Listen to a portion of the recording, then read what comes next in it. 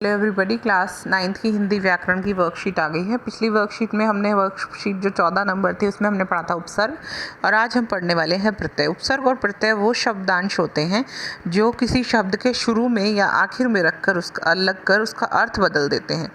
तो प्रत्यय यहाँ पर है। उपसर्ग हमने पढ़ा था जो शब्द के आगे लगता है, तो प्रत्यय वो शब्दांश होता है जो शब्द के पीछे लगता है। पढ़ते लिखते समय और कभी कभी किसी बात करते समय बच्चों आपने ध्यान दिया होगा, कुछ ऐसे शब्द होते हैं जिनके पीछे नए नए शब्द जुड़कर उसे नया आकार दे देते हैं। जैसे मीठा के पीछे ई लगी, आस जुड़ने से मिठाई और मिठास बन गया। इस तरह शब्दों के पीछे ई और आस जैसे अन्य कई शब्द या वर्ण जुड़कर एक नए प्रकार का शब्द बनाते हैं। ऐसे जुड़ने वाले पीछे के शब्दों को प्रत्यय कहा जाता है, जिसके द्वारा संज्ञा और विशेषण आदि बनाया जाता है। प्रत्यय दो शब्दों से बना है, प्रति जमा अय। प्रति का अर्थ होता है साथ में लेकिन बाद में, और अय का मतलब होता है चलने वाला। अतएव प्रत्यय का अर्थ होता है शब्दों के साथ पर बाद में चलने वाला या लगने वाला। प्रत्यय अविकारी शब्दांश है। अविकारी शब्दांश का मतलब ऐसे शब्दांश जो संज्ञा सर्वनाम की वजह से बदलते नहीं हैं, जो शब्दों के साथ जोड़े जाते हैं। प्रत्यय का अपना अर्थ नहीं होता है, न ही इसका कोई अलग से प्रयोग होता है। उपसर्ग शब्द के पहले जोड़े जाते हैं और प्रत्यय हमेशा सदैव पूंछ की तरह लगते हैं।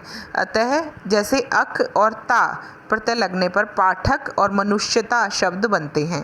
प्रत्यय लगने पर शब्द में संधि नहीं होती, बल्कि अंतिम वर्ण में मिलने वाले प्रत्यय में स्वर की मात्रा लग जाएगी, लेकिन व्यंजन होने पर वह पहले की तरह बना रहता है। मूलतः प्रत्यय दो प्रकार के होते हैं, कृत प्रत्यय और तद्धित प्रत्यय। कृत प्रत्यय वे प्रत्यय जो क्रिया के मूल रूप यानी धातु में जोड़े जाते हैं, उसे कृत प्रत्यय कहते हैं। जैसे लिख जमा अक, लेखक, यहाँ अक कृत प्रत्यय है क्योंकि यह क्रिया में लगता है, और लेखक कृदंत शब्द है जो कृत प्रत्यय से बना, इसलिए वह कृदंत शब्द है। दो तरह के शब्द होते हैं, दो तरह के कृत प्रत्यय होते हैं, एक विकारी और एक अविकारी। वे प्रत्यय क्रिया या धातु को नया अर्थ देते हैं। कृत प्रत्यय के जोड़ने से संज्ञा और विशेषण बनते हैं। हिंदी में क्रिया के नाम के अंत में ना एक कृत प्रत्यय है।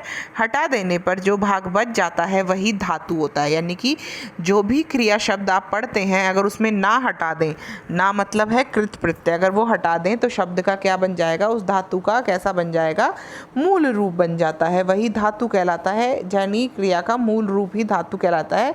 यानी पढ़ना में पढ़, कहना में कह, चलना में चल, धातु ही प्रत्यय लगाते हैं। कुछ उदाहरण इस प्रकार हैं, देखिए। अक लगा है लेखक, पाठक, कारक, गायक।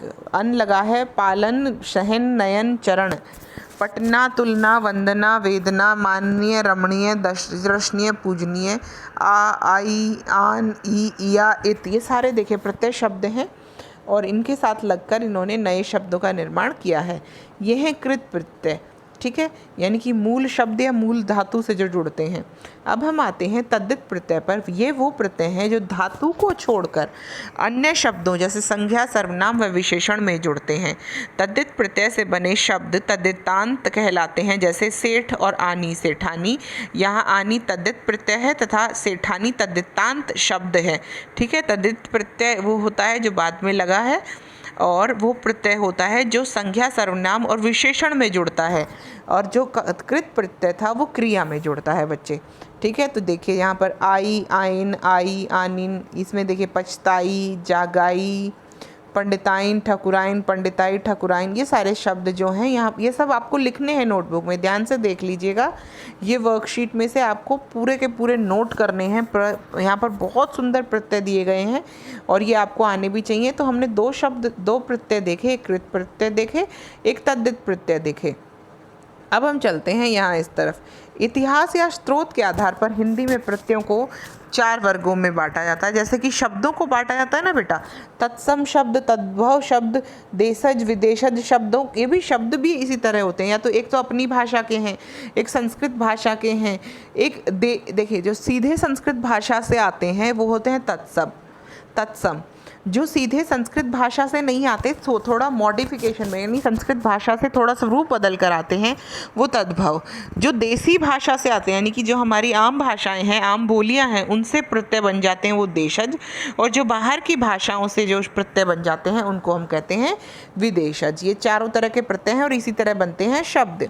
चलिए अब आगे चलते हैं। यहाँ पर प्रत्यय दिए गए हैं, इनसे हमें बनाने हैं शब्द, और नीचे कुछ प्रत्यय दिए गए हैं, इनमें से मूल शब्द को अलग करना है। चलिए मैं आपको करके दिखाती हूँ ये सारी चीज़ें। ये प्रत्यय हैं, इनको आपको नए शब्द बनाने हैं और ये इनसे आपको निकालने हैं। चलिए लिखते हैं और फिर करके देखते हैं।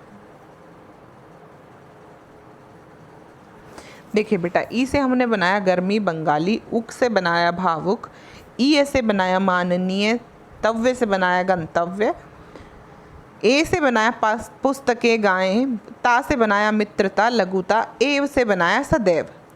फिर हमने बनाया ऐत से हमने बनाया लठैत, ते से हमने बनाया नमस्ते, एरा से हमने बनाया देखिए ममेरा चचेरा, ओला से हाजमोला, ओना से बना खिलौना, न से बना लेखन।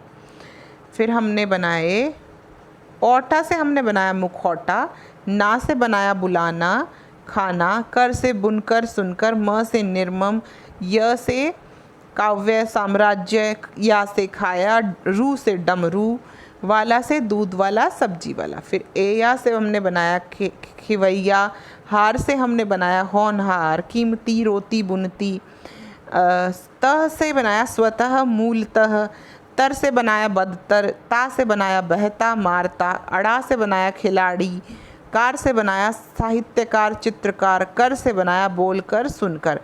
अब देखते हैं वो शब्द जो हमने अलग अलग करने को दिए गए हैं, मतलब हमें शब्द दिए गए हैं, उसमें हमने मूल शब्द और प्रत्यय को अलग करना है। अब देखिए, कठिनाई में हमने कठिन आई, झगड़ालू में झगड़ा और लू या आलू, पथरीला में पत्थर और ईला, घुमक्कड़ में घूम और अक्कड़, ईमानदार में ईमान और दार, गुरुत्व में गुरुत्व, मूर्खता में मूर्ख और ता, मौखिक में मुख जमा इक, सपेरा में सांप जमा एरा, अपनापन में अपनापन, लड़कपन में लड़का और पन।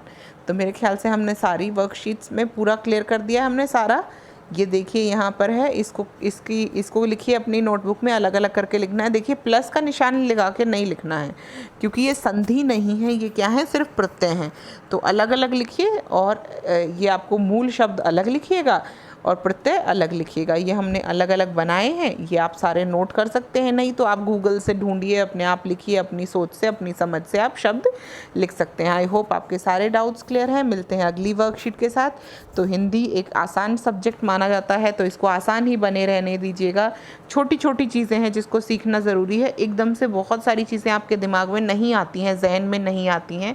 तो उपसर्ग और प्रत्यय ऐसी ही चीज़ें, जितना ज़्यादा आप पढ़ेंगे, जितना ज़्यादा आप शुद्ध हिंदी का प्रयोग करेंगे, उतना ही आपकी हिंदी की वोकैबुलरी या हिंदी का जो शब्दकोश है वो बढ़ता जाएगा। मिलते हैं अगली वर्कशीट में, तब तक मुस्कुराते रहिए, खुश रहिए। चलिए बेटा, बाय बाय, टेक केयर।